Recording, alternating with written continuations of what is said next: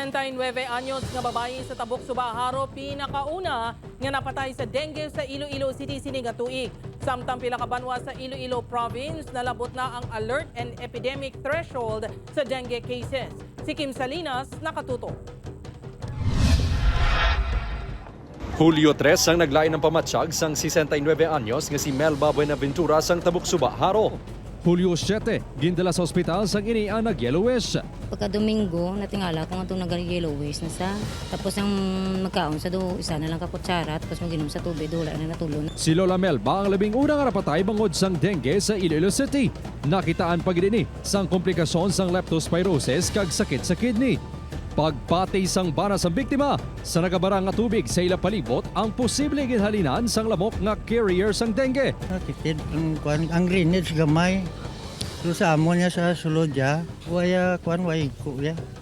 Limpyo ya sa amon. Suno kay punong barangay Joel Habonillo, natukiban sa ila pagbisita kaupod sa katapos ng Iloilo CHO nga ang balay sa mga Buenaventura ang madamo sang stagnant water. Sang nagligad niya simana, may isa man ka residente sa barangay nga na ospital bangod sang dengue. Sa kalaparon sa Tabuc Suba, gamatamat kami clean up drive, kag nagakontak kami sa misting o paging sa every sityo sa Tabuc Suba. Base sa datos ng Iloilo CHO, 273 ang na-record niya dengue cases halin Enero tubtub Hulyo 20 subong nga tuig. Captain high alert now, kay rain season siya. Remember sa past quarters, di ba init. Tapos sa time na very virulent katama ang labuk, and they tend to meet during the time.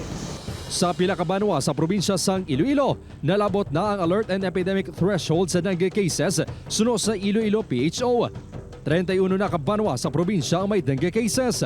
Nangapanguna nga may pinakamadamo nga kaso ang Pasay City nga may 137 dengue cases, Lambunaw 130, kag may tag 97 ang Badyangan kag Kalinog.